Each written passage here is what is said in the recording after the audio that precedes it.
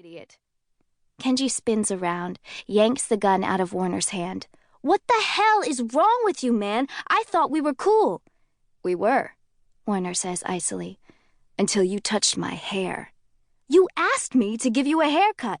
I said nothing of the sort. I asked you to trim the edges, and that's what I did. This, Warner says, spinning around so I might inspect the damage, is not trimming the edges. You incompetent moron, I gasp.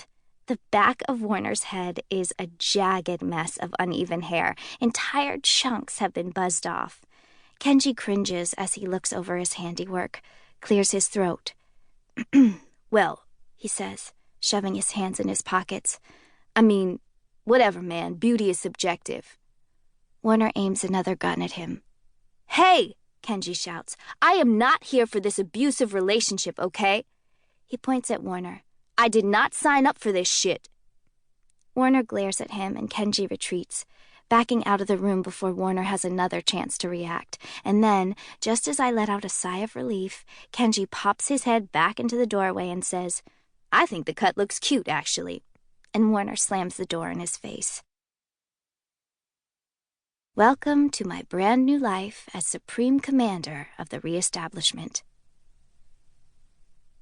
Warner is still facing the closed door as he exhales, his shoulders losing their tension as he does, and I'm able to see even more clearly the mess Kenji has made.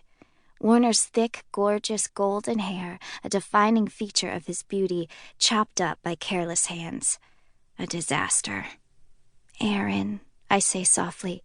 He hangs his head. Come here. He turns around, looking at me out of the corner of his eye like he's done something to be ashamed of. I clear the guns off the bed and make room for him beside me. He sinks into the mattress with a sad sigh. I look hideous, he says quietly. I shake my head, smiling, and touch his cheek. Why did you let him cut your hair? Warner looks up at me then, his eyes round and green and perplexed. You told me to spend time with him. I laughed out loud. So you let Kenji cut your hair? I didn't let him cut my hair, he says, scowling. He hesitates. It was a gesture of camaraderie. It was an act of trust I'd seen practiced among my soldiers. In any case, he says, turning away, it's not as though I have any experience building friendships. Well, I say, we're friends, aren't we? At this, he smiles. And, I nudge him, it's been good, hasn't it? You're learning to be nicer to people. Yes, well, I don't want to be nicer to people. It doesn't suit me.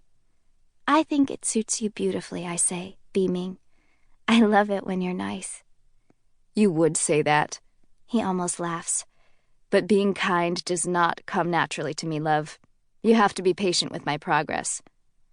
I take his hand in mine. I have no idea what you're talking about.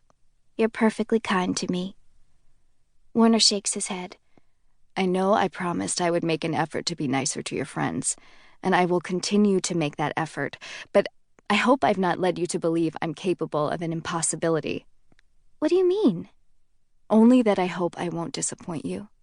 I might, if pressed, be able to generate some degree of warmth, but you must know that I have no interest in treating anyone the way I treat you. This, he says, touching the air between us, is an exception to a very hard rule. His eyes are on my lips now. His hand has moved to my neck. This, he says softly, is very, very unusual. I stop. Stop breathing, talking, thinking. He's hardly touched me and my heart is racing. Memories crash over me, scalding me in waves. The weight of his body against mine, the taste of his skin, the heat of his touch and his sharp gasps for air, and the things he said to me only in the dark. Butterflies invade my veins, and I force them out. This is still so new. His touch, his skin, the scent of him, so new and so incredible. He smiles, tilts his head. I mimic the movement, and with one soft intake of air, his lips part and I hold still.